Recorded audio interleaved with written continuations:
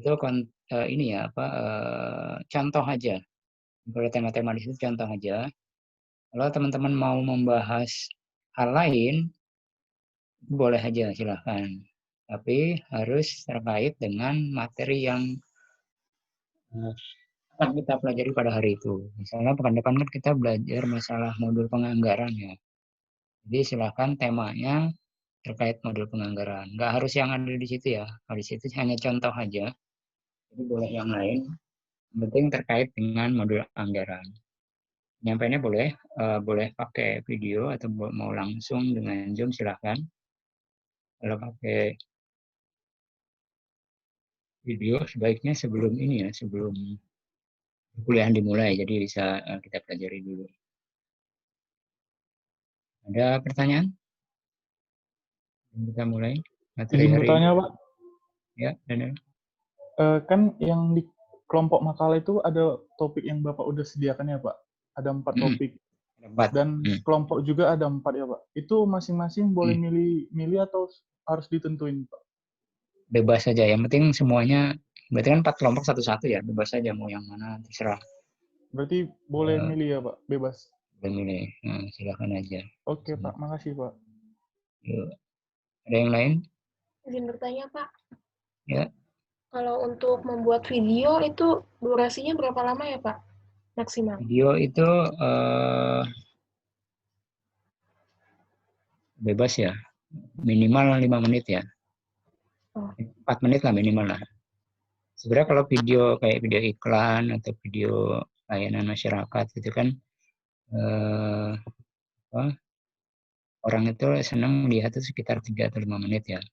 Lewat dari itu sebenarnya udah mulai jenuh. Tapi karena ini adalah tematik, bebas saja. Paling biar nggak jenuh juga kita batasi sekitar maksimal 10 menitan kali ya. 10 menit, Baik, minimalnya 4 menit lah ya. Baik, Oke, Pak. ada Terima lagi? kasih, Pak. Ya, ada lagi pertanyaan silakan.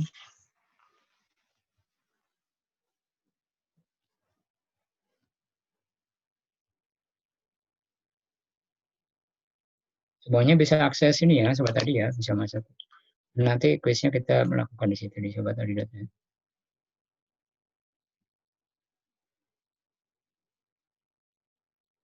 Oh iya, Pak. Mau bertanya lagi, Pak. Apa lagi? Yang di Sobat Adi kan, Pak, ada kolom untuk centang yang kotak gitu ya, Pak? Di kolom tampilannya. tentang. Ya, yang tanda centang itu, Pak. Itu kalau kita setelah menyelesaikan, misalnya Itu mengumpulkan nggak Pak? tugas, ada berpengaruh nggak, Pak, centangnya, Pak? Nggak. Dicentang atau nggak dicentang sama aja sih. Nggak pengaruh. Jangan Oke, lupa Pak. tadi matiin. Masih ya, Pak. Masalah. Yuk. Jadi kalau sudah misalnya mengirimkan tugas ya, resume, kita sudah kirim, kan di masing-masing kelihatan ya sedang ngirim ya, ada buktinya, ya ntar kebaca juga di sistem. Nggak perlu dicetak, sudah melaksanakan tugas. Ada lagi pertanyaan?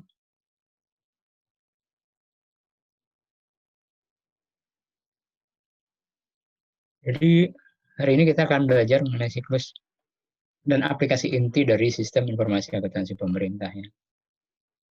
Seperti yang saya sampaikan di awal, pertama bahwa di dalam sistem informasi akuntansi pemerintah ada 2 sistem informasi besar, yaitu SPAN dan SAKTI. SPAN atau Sistem Perbenaran dan Anggaran Negara ini kalau kita lihat di siklus pengelolaan keuangan pemerintah,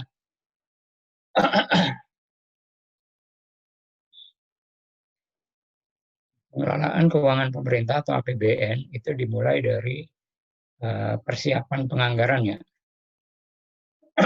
Dari persiapan penganggaran, kemudian dilanjutkan dengan manajemen otorisasi anggaran atau pengesahan DIPA ya. Kalau di dokumennya kapan DIPA itu disahkan. Kemudian ada komitmen penyediaan dana. Kemudian ada manajemen penerimaan dan pembayaran, dan ada manajemen utang dan hibah, manajemen kas, manajemen laporan dan audit atau evaluasi. Nah, ini terus berputar ya, mulai dari perencanaan. Nah, ini sistem atau SPAN dan SAKTI ini memfasilitasi proses bisnis dari seluruh aktivitas di dalam siklus pengelolaan keuangan pemerintah, mulai dari perencanaan sampai dengan audit dan evaluasi. Dasar umum pelaksanaan SPAN ini ada banyak yang nanti bisa teman-teman baca sendiri. Apa sih SPAN itu? Kalau kita masih ingat istilah ERP ya, Enterprise Resource Planning yang di mata kuliah SIA, SPAN ini sudah sudah mengikuti konsep dari ERP, di mana seluruh prosesnya itu saling terintegrasi, mulai dari perencanaan sampai dengan pertanggungjawaban. Ini SPAN ini memiliki beberapa modul di dalam mendukung pelaksanaan pengelolaan keuangan negara, mulai dari modul penganggaran sampai dengan modul akuntansi pelaporan. SPAN ini merupakan sistem informasi yang menggabungkan beberapa fungsi seperti perencanaan, pelaksanaan, kas, akuntansi, dan pelaporan. Mendokumentasikan setiap transaksi keuangan, desain dengan relasi yang baik antara pemilihan software, hardware, SDM. Jadi pada pelaksanaannya disiapkan dulu infrastrukturnya, mulai dari jaringan, SDM, prosedurnya termasuk peraturannya yang dimulai tahun 2014. Operasinya terotomatisasi secara penuh serta bermuara pada database yang terpusat. Jadi kalau kita ingat tadi ERP ya, memiliki database yang terpusat. Begitu juga dengan SPAN. Dia merupakan database yang terpusat dari berbagai proses bisnis pengelolaan keuangan negara. Jadi mulai dari perencanaan, pelaksanaan, sampai dengan akuntansi pelaporan itu mengambil data dari SPAN, dari satu database di SPAN. Sehingga prosesnya otomatis lagi. Jadi tidak ada lagi redundansi data, beberapa fitur sudah langsung terbentuk, kayak misalnya kalau yang di Sakti juga, Sakti dan SPAN. Kalau contoh yang di Sakti itu, misalnya ketika menginput data keuangan itu sudah otomatis terbentuk jurnalnya. Tujuannya meningkatkan efisiensi, menyempurnakan proses bisnis, memberikan informasi yang komprehensif, memudahkan pengambilan keputusan. Jadi kalau sudah satu database itu sangat mudah sekali kita menggunakan data tersebut untuk pengambilan keputusan. Semua data terkumpul, informasi yang kita dapatkan akan lebih komprehensif.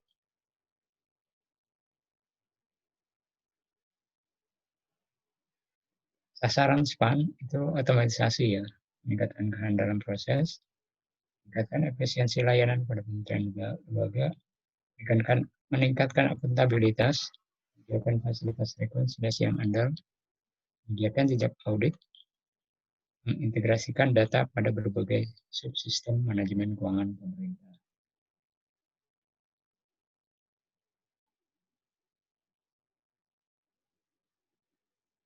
Ini beberapa prinsip dasar dan SPAN dilakukan secara sistem elektronik dengan menggunakan aplikasi SPAN. Jadi kalau sebenarnya SPAN-nya sendiri itu adalah sebuah sistem ya. Tapi ada aplikasinya yang disebut dengan aplikasi SPAN dengan nama yang sama ya. Dapat diakses oleh penerima hak akses. Jadi nggak semua orang bisa menggunakan SPAN.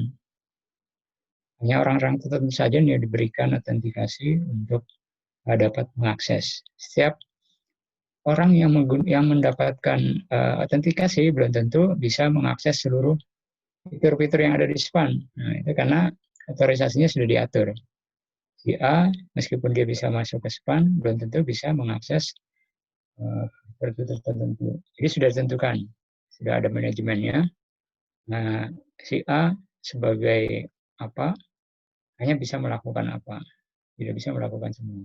Ada mungkin user yang bisa melakukan segala hal, si administrator itu. Informasi elektronik, dokumen elektronik, hasil cetak dari aplikasi merupakan bukti hukum yang sah. Nah, jadi SP2D yang dihasilkan oleh SPAN itu merupakan dokumen yang sah. Ketika dikirim ke bank, itu proses pembayaran dapat dilakukan. Proses validasi dan approval pada aplikasi SPAN dilakukan secara elektronik.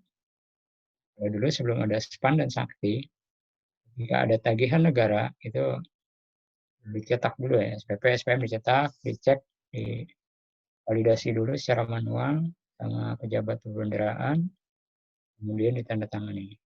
Nah, dengan adanya Sakti dan SPAN, proses validasi dan approvalnya tidak perlu cetak lagi, tidak perlu cetak, tidak perlu tanda tangan manual, cukup dilakukan secara elektronik.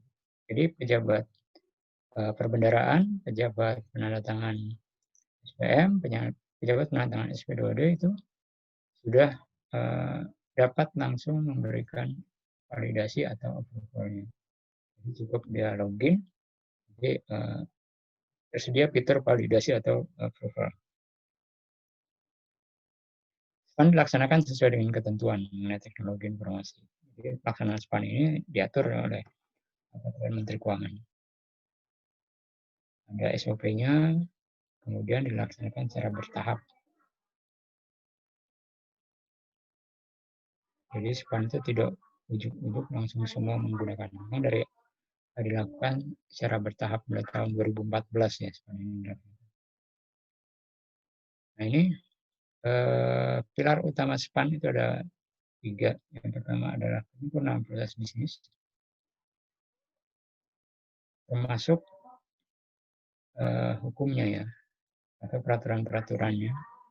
Kalau bicara proses bisnis berarti bicara salah satunya adalah bagaimana suatu fitur di dalam SPAN itu sudah sesuai dengan pelaksanaan pengelolaan keuangan negara apabila dilakukan manual. Jadi kayak misalnya kalau belum ada SPAN itu tagihan negara itu perlu ada validasi, maka di aplikasi SPAN itu juga harus sudah tersedia fitur validasi. Jadi proses bisnis itu sesuai dengan peraturan yang terkait. Kemudian manajemen perubahan dan komunikasi. Nah ini kalau teman-teman masih ingat di mata kuliah SIA ya, di bagian di atau di materi pengembangan sistem, di mana ada kebutuhan pengembangan sistem dari para pengambil keputusan. Para pengambil keputusan itu mempunyai mimpi sistem itu bayangannya seperti apa. Kemudian diterjemahkan seperti apa oleh analis sistem. Kemudian bisa berbeda terjemahannya oleh programmer. Itu kan berbeda-beda ya. Tidak ada komunikasi yang baik antara mulai dari pengambil keputusan sampai dengan programmer atau pengembang sistem informasi. Nah di sini di dalam SPAN itu sudah ada yang disebut dengan manajemen perubahan. Jadi para pembesar di Kementerian Keuangan itu sudah memikirkan seperti apa SPAN ke depan itu. Maka perubahan-perubahan yang akan diharapkan itu sudah manage dengan baik. Kemudian dikomunikasikan ke bawah.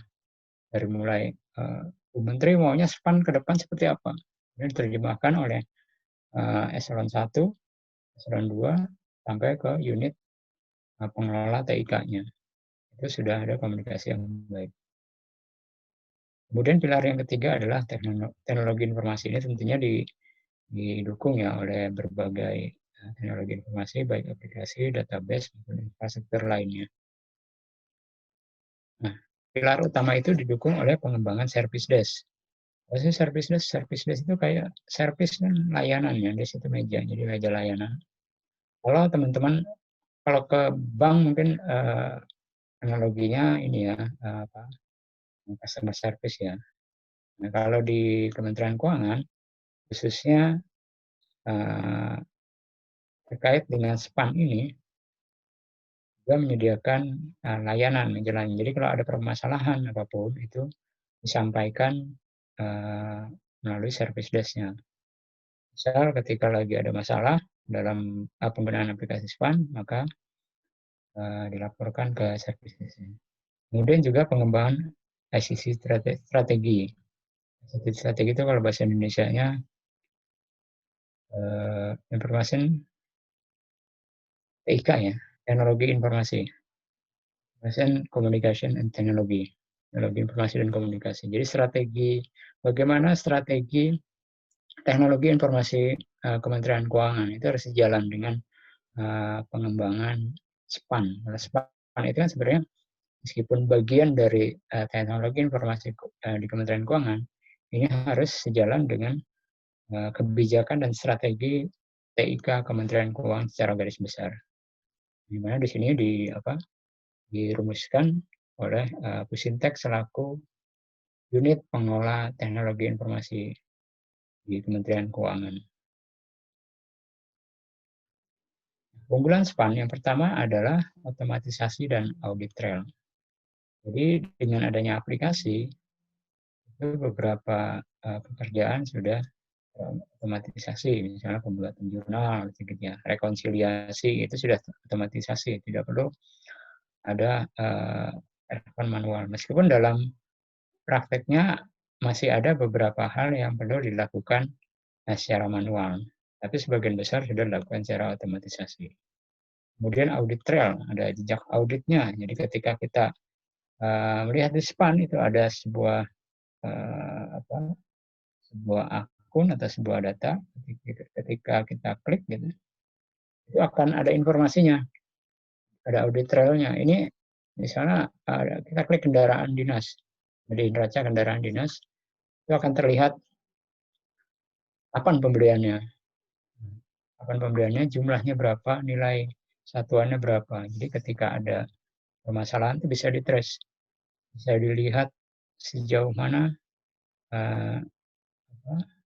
proses pembelian kendaraan tersebut.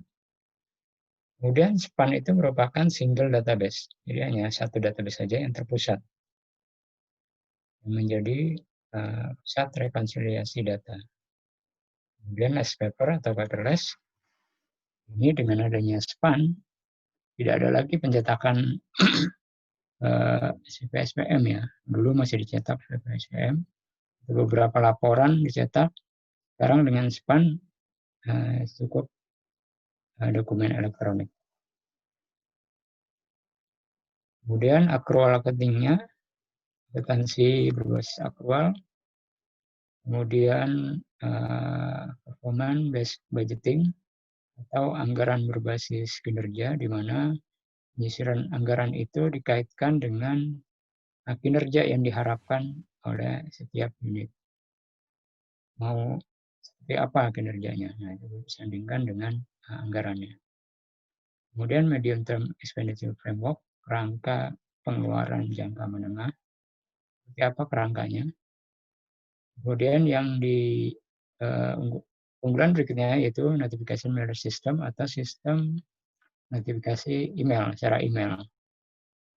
Ini kalau misalnya kalau dulu pengalaman saya waktu mengembangkan sistem, ketika sistem itu digunakan oleh Pemda, pemerintah daerah, untuk penyusunan laporan, dan laporan itu disampaikan ke Kementerian Keuangan, itu stakeholder atau Pemda akan menanyakan bagaimana validan laporannya, sudah benar belum, ada yang salah di mana gitu ya. Jadi setelah mereka mengirimkan laporan lalu ditanya di telepon. Nah, dengan adanya sistem notifikasi atau sistem notifikasi email, setiap proses itu ada notifikasinya yang dikirim melalui email yang terdaftar. Jadi misalnya kita mengirim laporan, akan ada notifikasinya. Anda sudah menyampaikan laporan apa, bulan apa, tanggal berapa. Nanti ketika ada proses, itu juga ada informasinya, ada notifikasi bahwa ada transaksi A, itu nanti akan dikirimkan melalui mail.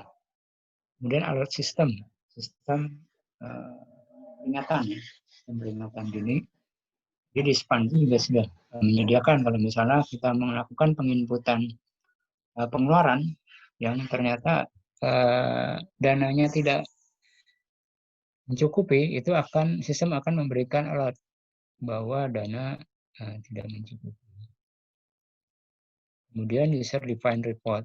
Nah, SPAN ini selain menyediakan laporan standar, juga menyediakan laporan sesuai kebutuhan user. Jadi teman-teman nanti ketika bekerja di instansi itu akan banyak sekali tantangannya memenuhi permintaan data, permintaan laporan. Nah, ini meskipun kita punya data yang banyak, ini kita perlu effort juga ketika ada permintaan laporan yang berbagai macam bentuknya, struktur datanya yang berbeda-beda, ini membutuhkan effort yang cukup besar. Makanya di SPAN ini dia memfasilitasi kalau ada permintaan laporan yang tidak standar, artinya tidak rutin ya, laporan kan ada laporan rutin ya. Laporan rutin itu artinya ya bentuknya seperti itu, yang dilaporkan seperti itu isinya. Informasi yang diminta sudah standar. Tapi kalau dalam prakteknya itu akan ditemui banyak permintaan laporan yang dengan berbagai kebutuhan informasi. Jadi difasilitasi adanya laporan yang didesain atau didefine sesuai kebutuhan user. Nah, ini integrasi SPAN. Kalau dulu sebelum ada SPAN, proses perencanaan sampai pelaksanaan anggaran itu seperti yang di atas.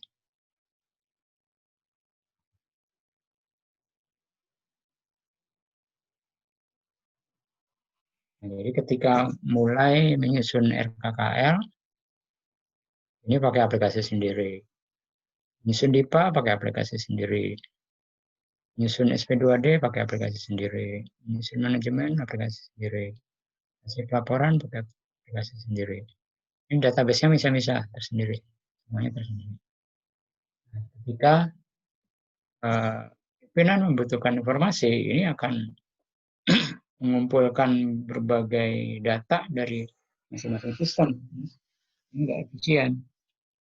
Ya, tadi dikatakan bahwa SPAN itu mampu meningkatkan efisiensi waktu, efisiensi tenaga. Karena data semuanya terpusat. Data terpusat.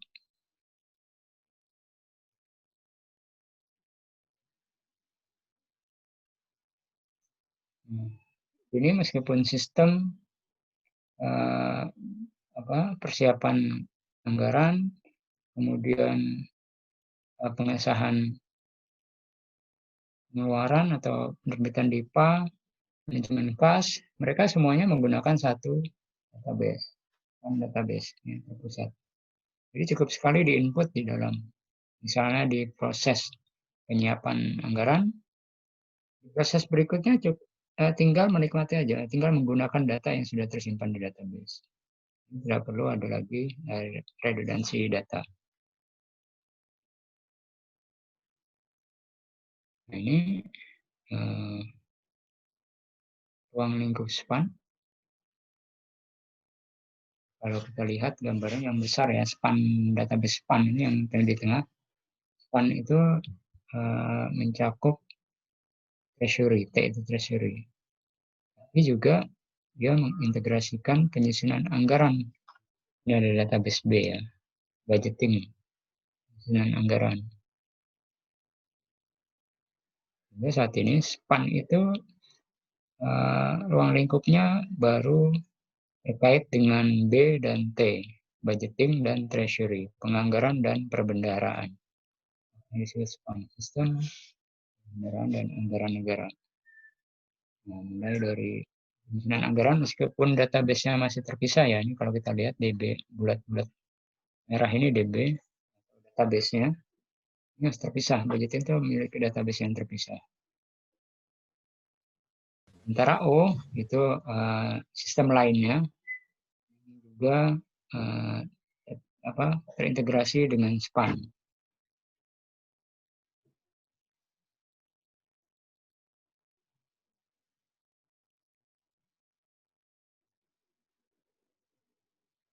Ini modul yang ada di SPAN. Ada modul penganggaran, modul kas, komitmen, modul penerimaan, pembayaran, dan akuntansi. Apa sih modul penganggaran? Jadi fungsi-fungsi penganggaran dari perencanaan, penyusunan, pembahasan itu ada di SPAN.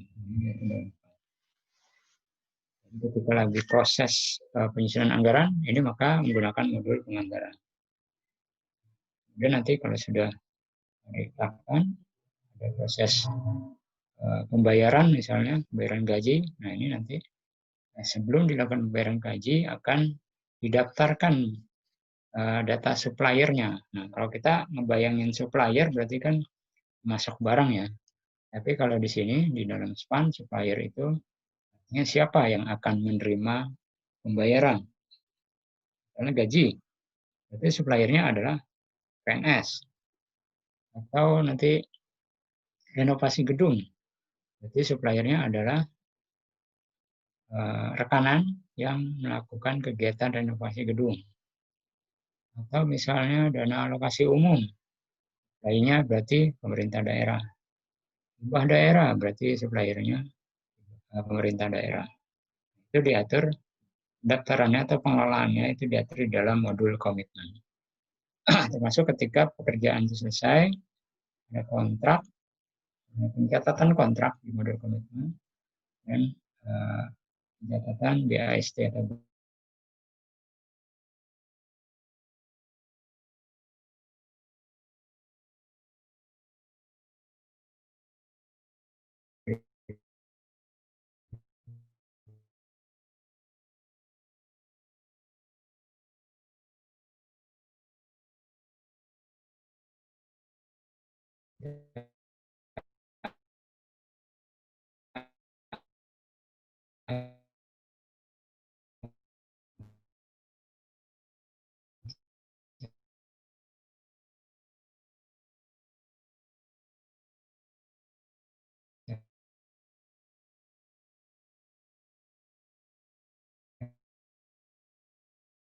struktur.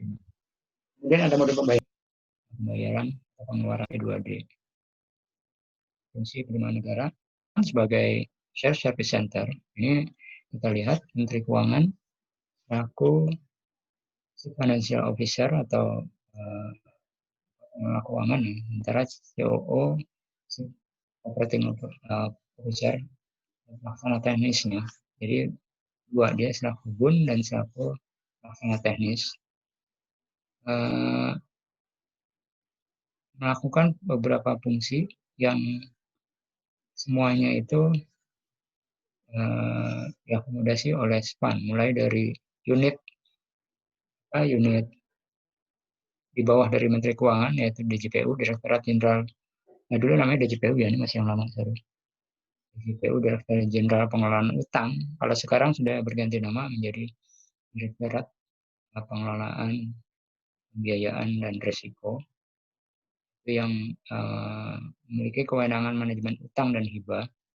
Kemudian ada Direktorat Jenderal Kekayaan Negara, memiliki kewenangan manajemen kekayaan negara, DJP Perpajakan, Bea Cukai, terkait Bea Cukai, DJA Persiapan Anggaran, DJPB terkait pelaksanaan anggaran. Nah,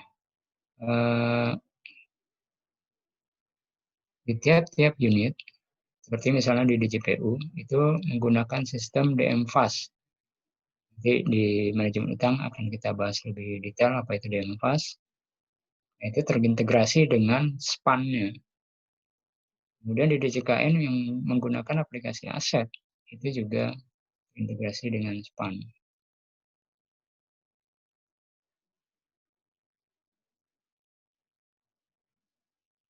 Ini SPAN SMS ya.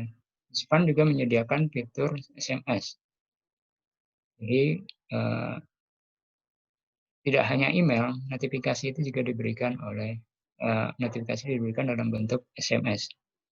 Jadi nanti ketika ada transaksi itu pengguna akan diinformasikan melalui SMS. Pengguna itu ada administrator sebagai pengelola server SPAN, VPN, Satker sebagai pengguna layanan.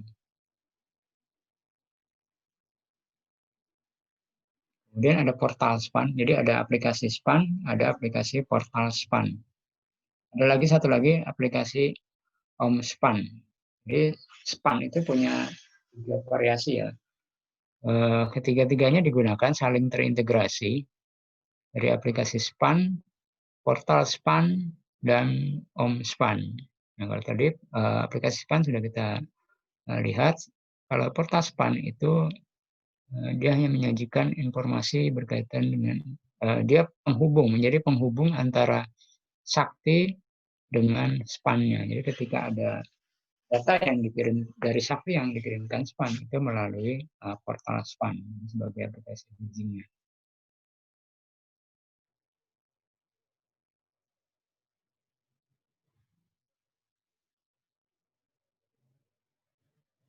Saya dapat melakukan fasilitas portal setelah terlebih dahulu melakukan login. Jadi nggak semua orang bisa menggunakan portal SPAN. Oke, sampai sini terkait SPAN ada pertanyaan? Di Sobat Adi ada ini ya, ada videonya mungkin bisa teman-teman lihat. Nah, seperti apa sih SPAN itu di detailnya. Juga ada, kalau nggak salah Sobat Adi juga ada kamus SPAN. Jadi kalau teman-teman nanti membaca istilah-istilah yang nggak paham artinya apa, karena saya sendiri nggak hafal ya istilah-istilah SPAN itu banyak sekali. Itu bisa lihat di kamus SPAN. Di Sobat tadi sudah ada kamus SPAN, tinggal dibaca aja. Ada pertanyaan sampai sini? Jadi kita Sakti ya, dari SPAN dan Sakti. Sesuai namanya Sakti, ini diharapkan mampu memfasilitasi seluruh aktivitas atau proses bisnis pengelolaan keuangan negara dari perencanaan sampai pertanggungjawaban. Meskipun tadi kalau kita lihat di SPAN itu budgeting masih di luar database SPAN ya. Jadi masih ada PR sebenarnya di sistem informasi akuntansi pemerintah. Proses penganggaran itu masih di luar sistem SPAN, database-nya masih di luar. Meskipun datanya itu masuk ke SPAN ya, tapi proses awal pembuatannya itu berada di luar sistem SPAN. Sakti adalah aplikasi yang digunakan untuk mendukung pelaksanaan SPAN. Jadi secara teknis, pengelolaan keuangan negara itu didukung oleh aplikasi Sakti. Secara teknisnya, secara teknis detailnya itu dilakukan dengan menggunakan aplikasi Sakti. SPAN ini finishing atau kompilasinya secara nasional itu melalui SPAN. Tapi secara teknis di tiap unit Satker atau unit terkecil Kementerian Lembaga itu menggunakan Sakti. Sama dengan SPAN, Sakti ini memiliki beberapa modul, dari modul penganggaran, modul komitmen, pembayaran, dan aplikasi pelaporan.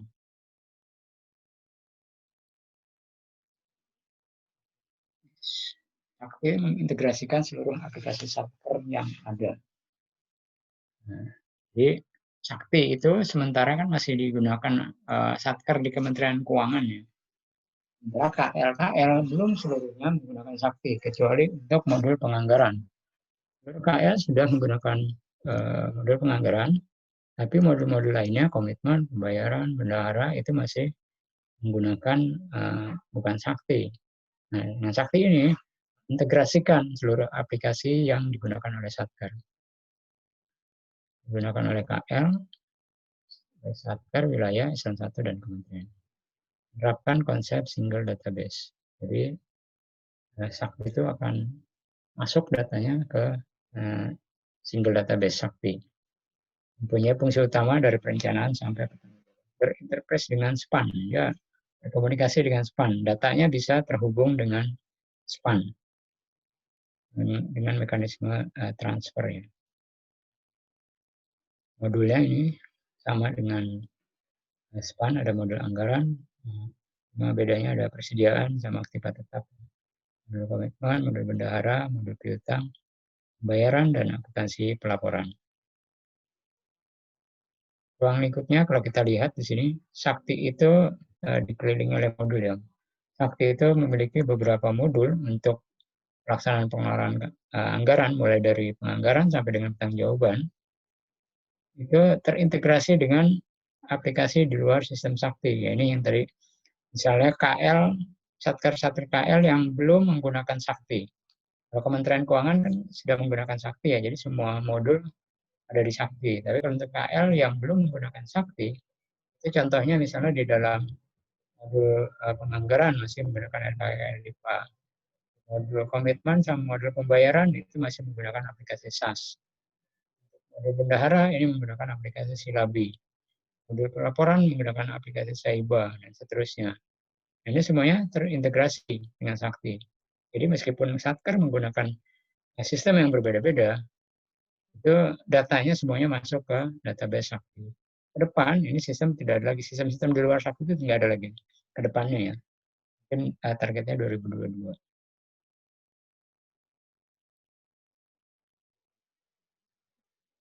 Jadi digunakan oleh entitas akuntansi, transaksi yang dilaksanakan oleh entitas akuntansi dan dilakukan secara elektronik. Jadi semuanya dilakukan secara elektronik. Jadi cukup transfer data aja. Berarti Sakti dilaksanakan secara daring dengan menggunakan sistem atau konsep database terpusat, user dan multi-satker. Jadi banyak usernya yang menggunakan Sakti dan banyak satker yang menggunakan.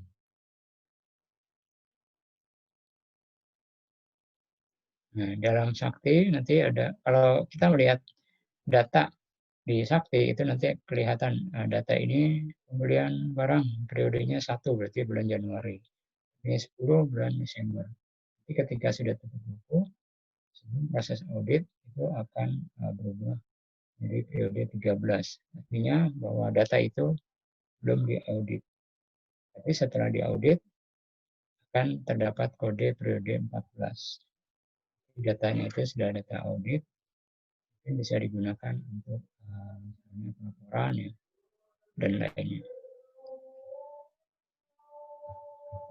Prinsip dasar tutup buku transaksi pada Sakti merupakan proses tutup buku saat periode yang akan berakhir. Jadi ada proses tutup buku dulu sebelum akuntansi pelaporan.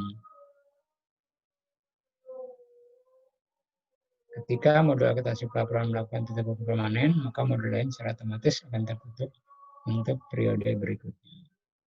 Kalau terdapat transaksi yang belum dicatat setelah dilakukan tutup buku permanen, maka transaksi dimaksud dicatat pada periode transaksi berikutnya. Mungkin ada yang ketinggalan ya, belum dicatat di transaksi berikutnya. Nanti ada di mekanisme di pertemuan berikutnya ya, apa tanggal-tanggal kapan harus dicatat. Nah, ruang lingkup aplikasi Sakti pusat ada satker ya, ada 991, 02, 03, 04, 05, 99. Ini ada hutang, sehingga saya ada hutang, ada transfer, kemudian ada 9907, 9908, 05. Kementerian Lembaga masuk Kemenkyu BA 15. Jadi ini para pengguna Sakti ya. Nah, ada juga modul administrasi. Ini adalah bagian Sakti yang berfungsi mengelola referensi data user transaksi. Misalnya ada user yang sudah tidak ditunjuk sebagai operator. Nah, ini di dalam modul administrasi diatur dalam user manajemennya. Oh, si A sudah tidak operator lagi, maka dinonaktifkan. Atau ada manajemen security-nya. Ada proses backup-nya. Ini untuk mitigasi resiko apabila data mengalami kerusakan atau kehilangan. Masuk mengelola data referensi. Misalnya akun ya, ada penambahan akun baru, ada perubahan akun, ada penghapusan baru, ini diatur di dalam modul administrasi.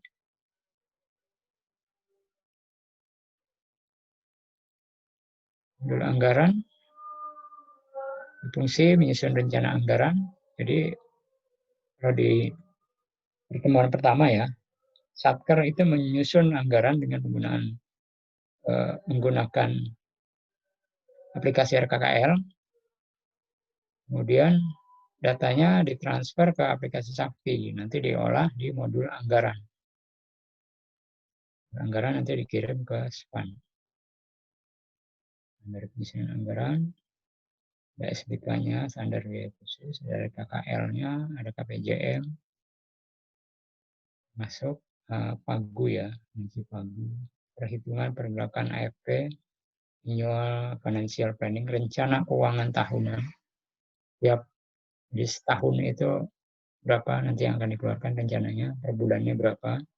Nah, di modul anggaran ini ada fitur-fitur yang mengatur setiap bulan keluar direncanakan akan merealisasikan berapa anggarannya. Ini ada di modul anggaran.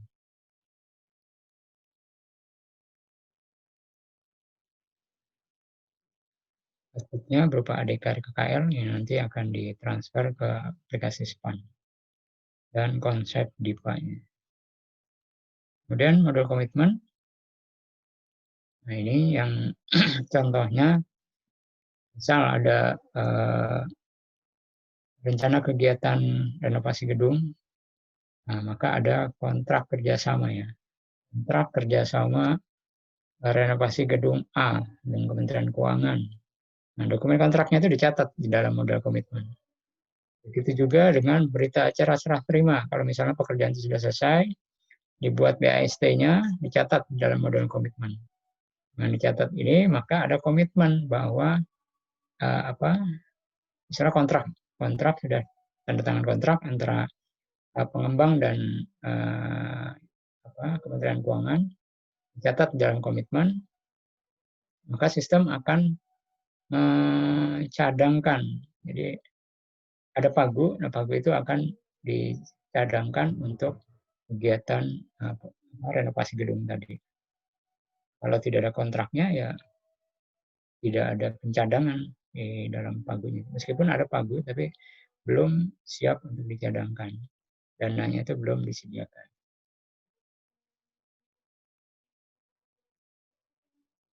Masuk di dalamnya manajemen supplier ya. Tadi misalnya ada pegawai baru, ada provider baru, pengembang baru, itu dicatat di dalam modul komitmen.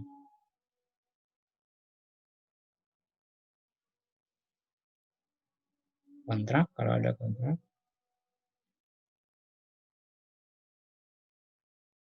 dan penyebabkan BST.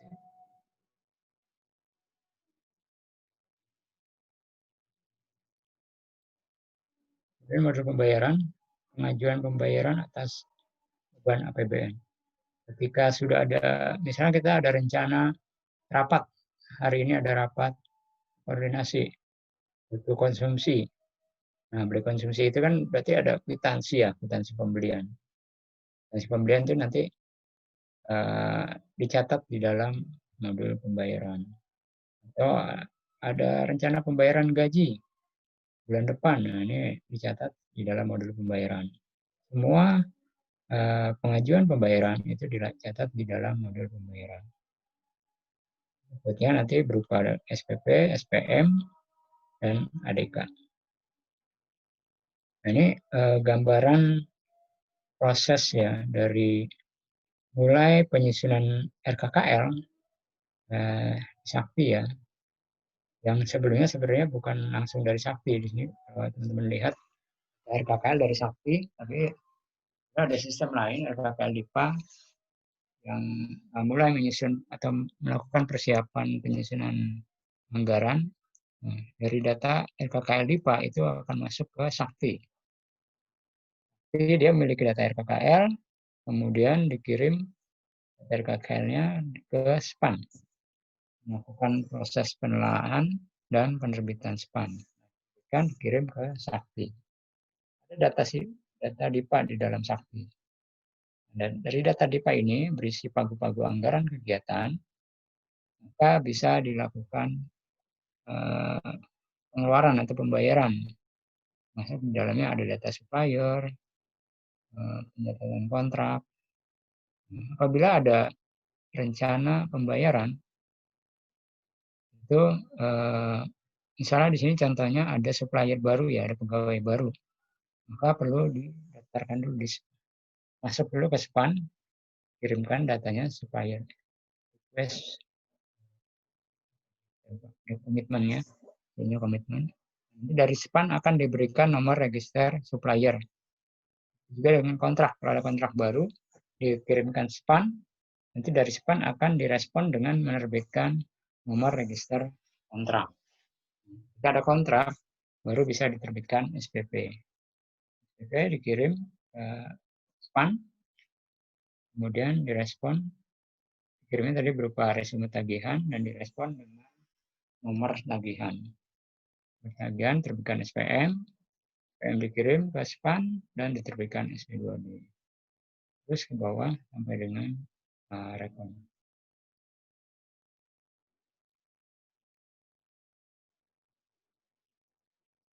Modul bendahara ini terkait dengan apabila ada LS bendahara. LS bendahara, UP, teman-teman sudah tahu ya kalau LS itu apa, UP itu apa.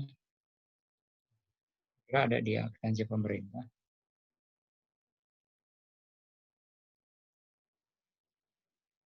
Kemudian modul persediaan, kalau ada pembelian persediaan itu dicatat di dalam modul persediaan. Catatannya menggunakan metode perpektual.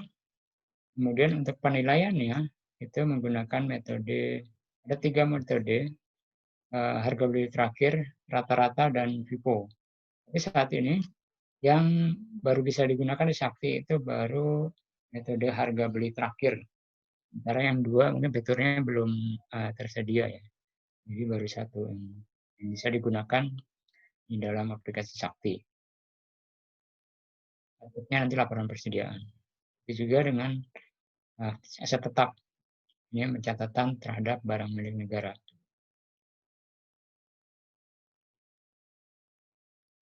Menggunakan metode garis lurus, dan outputnya adalah laporan. Laporan nanti mengintegrasikan data jurnal dari semua modul Sakti. Seluruh modul Sakti itu akan menghasilkan jurnal secara otomatis yang akan dikirim ke modul GL dan pelaporan. Jadi modul GL dan pelaporan ini hanya kompilasi aja jurnal-jurnal yang sudah terbentuk di dalam setiap modul di Sakti.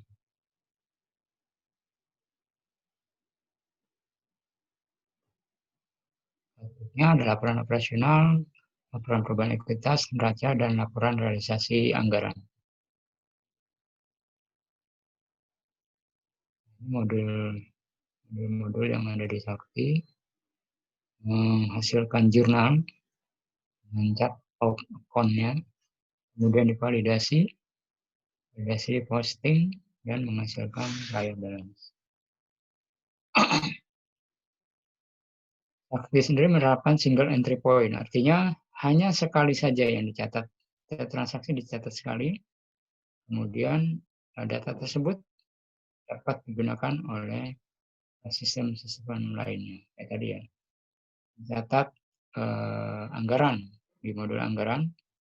Nanti ketika melakukan pembayaran, di modul pembayaran akan menggunakan data pagu yang ada di modul anggaran. Jadi nggak perlu lagi tuh operator input pagunya ada berapa sih, nggak perlu lagi karena sudah dicatat oleh modul anggaran. Jadi tinggal di secara sistem akan terlihat, oh kegiatan ini anggarannya sekian. Jadi ketika mencatat pengeluaran yang melebihi pagu itu akan tertolak. Setiap transaksi itu pasti berkaitan dengan pagu yang ada di modul anggaran. Ini topologinya bahwa adminnya itu ada di DJPB, para keuangan, multi satkar, multi user, berbagai user, berbagai satkar itu menggunakan Sakti. Yang pertama tadi dari beberapa sistem dengan beberapa database masing-masing, sekarang berubah menjadi satu database. SAKTI dan SPAN itu memiliki satu database. Ini contoh konsep checker. Jadi ketika operator melakukan penginputan, ada tagihan negara diinput oleh operator, cetak SPP, kemudian mengunduh ADK-nya, cetak SPM, menerima, mengunduh ADK SPP. Nah, oleh validasi nanti validasi SPP-nya. SPP yang direkam oleh operator divalidasi. Nah, disetujui, dia akan di-approve oleh pejabat penandatangan SPM. Jadi kalau SPAN dia punya monitoring SPAN atau OMSPAN, online monitoring SPAN. Kalau SAKTI juga punya monitoring SAKTI. Jadi variasinya ada nggak cuma satu ya. SPAN, aplikasi core-nya sebenarnya SPAN, tapi dia punya OMSPAN, online monitoring SPAN, yang hanya digunakan untuk memonitoring aja, monitoring pelaksanaan anggaran. Begitu juga dengan SAKTI. SAKTI mencatat secara teknis seluruh pengelolaan keuangan negara, tapi di aplikasi monitoring SAKTI itu bisa terlihat bagaimana kegiatan dan anggaran itu terjadi. Hanya memonitoring aja, tidak ada fitur-fitur yang lainnya. Dengan SAKTI ini digunakan untuk pengawasan, monitoring, dan evaluasi pelaksanaan, dan monitoring evaluasi sistem. Teknologinya SAKTI dulu sebelum 2019 masih versi desktop ya. Jadi meskipun jadi hanya komputer tertentu yang disetting bisa mengakses aplikasi SAKTI. Jadi ada satu komputer yang memang sudah didedikasi untuk operasional SAKTI. Disetting khusus sehingga dia bisa langsung terhubung dengan database atau aplikasi yang ada di server Pusintek. Dan tentunya jaringan intranet ya. Nah, sekarang ini sudah dikembangkan aplikasi web. Aplikasi web tidak perlu lagi instalasi. Cukup buka browser aja sudah bisa buka. Jadi siapapun bisa melihat, bisa mengakses SAKTI. Tentunya tetap ada otorisasi ya, ada user password-nya. Teknologi ini nggak perlu ya, nggak perlu dibaca. Hanya sebagai gambaran umumnya aja, bahwa di Kementerian Keuangan itu ada standar ya, standar aplikasi, ada standar database, ada standar aplikasi penghubung server yang harus ditaati oleh seluruh unit Kementerian Keuangan ketika melakukan pengembangan aplikasi. Jadi misalnya DJP ingin mengembangkan SAKTI, ingin mengembangkan aplikasi, sebuah aplikasi, maka ya aplikasinya itu harus menggunakan platform Java. Misalnya Java ini salah satu platform, standar platform Kementerian Keuangan ya, nggak boleh mungkin dalam pelaksanaannya ada ya aplikasi yang dikembangkan tidak menggunakan Java, mungkin karena alasan mendesak harus segera diimplementasi, itu boleh tidak menggunakan platform Java. Kemudian untuk middleware-nya menggunakan JBoss, dan untuk database-nya menggunakan Oracle. Ada juga standar lainnya database MySQL, itu jadi standar Kementerian Keuangan. Ini milestone nih, dari pertama kali SAKTI berjalan, mulai dari pemilihan alternatif, kemudian penetapan kriteria, penyiapan infrastruktur, migrasi, segala macam, sampai terakhir interkoneksi dengan satu anggaran. Satu anggaran ini aplikasi ya, sebuah aplikasi di Direktorat Anggaran yang menggabungkan data-data terkait dengan anggaran. Kemudian ada SIMAN, ada Simponi, ada SPM dengan sistem sisa, bea cukai, dan SST. perjalanan implementasi dari Sakti. Ini udah terkoneksi Sakti. Sakti sudah terintegrasi dengan Siman, aplikasi yang digunakan oleh DJKN untuk pengelolaan kekayaan negara. Kemudian di DJA, Sakti sudah terkoneksi dengan Simponi. Simponi itu aplikasi untuk penerimaan PNBP. Juga custom web ini aplikasi bea cukai ya. Kemudian terintegrasi juga dengan aplikasi GPP. GPP ini gaji pokok, ya, gaji pokok pegawai. Jadi data gaji pokok untuk PNS itu masih menggunakan aplikasi GPP namanya. Tapi datanya sudah terintegrasi dengan Sakti. Dia masuk ke modul anggaran dan modul pembayaran. Itu sudah bisa terintegrasi antara aplikasi GPP ke aplikasi Sakti di modul anggaran dan modul pembayaran. Jadi nggak perlu lagi kita membuat tagihan gaji bulan November pegawai negeri diinput di aplikasi GPP. Tidak perlu lagi menginput data di aplikasi Sakti karena sudah terintegrasi. Tinggal kirim data aja, masuk ke modul anggaran dan masuk ke modul pembayaran. Juga ada OMSPAN tadi ya, ini untuk monitoring. Di DJP ada data perpajakan, ini juga sudah terintegrasi di modul piutang atau BLP. Dan DJPC, estimasi pendapatan. Oke, itu aja materi kita hari ini. Ada pertanyaan? Silakan. Ya, nanti bersolat ya.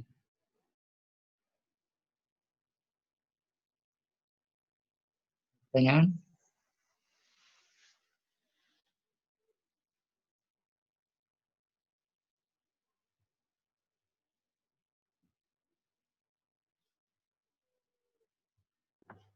Izin bertanya, Pak. Pada prakteknya masih ada nggak ya, Pak, satker-satker yang melakukan pengelolaan keuangannya itu secara manual, nggak menggunakan aplikasi? Mungkin satker yang di daerah terpencil yang masih kesulitan infrastruktur, itu bagaimana, Pak? Ya. Kalau ya, terima kasih Indonesia atas pertanyaannya. Saya pernah dengar ya dari mahasiswa AP ahli program ya, dia penempatan di daerah. Itu seingat saya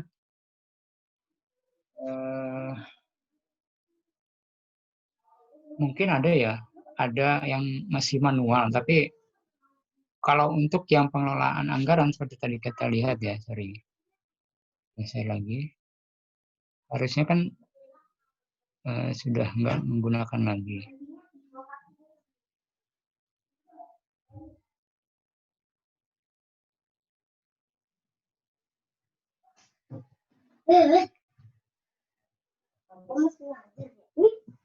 Kok retak kayak retak? Retak. Bajunya retak.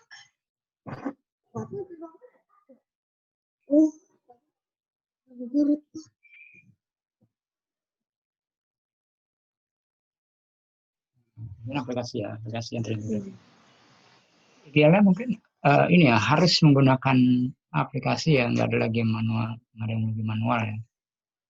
Mungkin kalau gaji itu bisa ya manual, tapi disesuaikan dengan struktur yang ada di aplikasi gaji GPP tadi. Nah, yang saya dengar dari mahasiswa ahli program di semester lalu itu sebenarnya terpencil ini hanya satu orang sih ya. Di dalam prakteknya ada aplikasi yang ada proses bisnis yang tidak menggunakan aplikasi. Nah, cuma nanti akan kesulitan di dalam mengintegrasikan ke dalam Sakti. Kalau yang setahu saya kalau yang di wilayah Jakarta itu sudah nggak ada lagi ya, semuanya udah pakai RKKL. Tapi kalau yang sampai pelosok saya belum dapat informasi ya, sampai pelosok saya nggak dapat informasi. Hanya satu mungkin ada, saya waktu itu lupa daerah mana. Tapi yang lain banyak atau enggak saya belum dapat informasi. Harusnya sih nggak ada ya. Kalaupun ada, hanya unit yang paling kecil, jadi gini. Kayak misalnya pembayaran gaji di 1 unit, itu kan dia punya unit terkecil ya. Mungkin aja dia tidak menggunakan aplikasi gaji yang akan terhubung dengan aplikasi Sakti, dia masih manual. Tapi ketika dikompilasi ke unit besarnya, misalnya dari Satker ke Kanwil, itu sudah menggunakan aplikasi yang terintegrasi dengan Sakti. Itu kira-kira. Yes, ya. Baik, terima kasih Pak. Ya. Jadi mungkin saja kalau yang unit terkecilnya mungkin masih menggunakan. Ada lagi pertanyaan?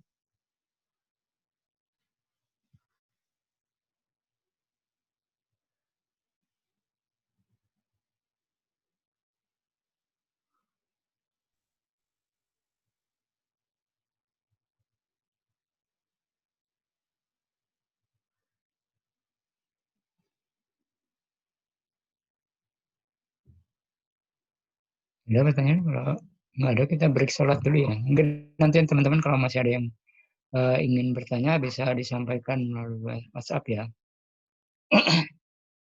Melalui WhatsApp kita nanti break sholat, kemudian lanjutkan dengan latihan soal ya. Dan soalnya di sobatadi.net nanti dimulai jam sekitar 15.25. Itu saja ya. Kalau ada pertanyaan, kalau nanti masih ada pertanyaan, silakan diposting di grup ya. Mungkin masih membaca-baca materi, masih mencoba untuk memahami. Silahkan nanti saya berikan kesempatan pertanyaan di WhatsApp. Baik, kalau gitu kalau nggak ada pertanyaan, kita break sholat. Saya tutup dulu di ruang meeting ini. Nanti kita lanjutkan komunikasinya di WhatsApp ya. WhatsApp nanti. Oke, terima kasih. Saya duluan ya. Assalamualaikum warahmatullahi wabarakatuh. Terima kasih, Pak. Terima kasih Pak. Terima kasih, Pak.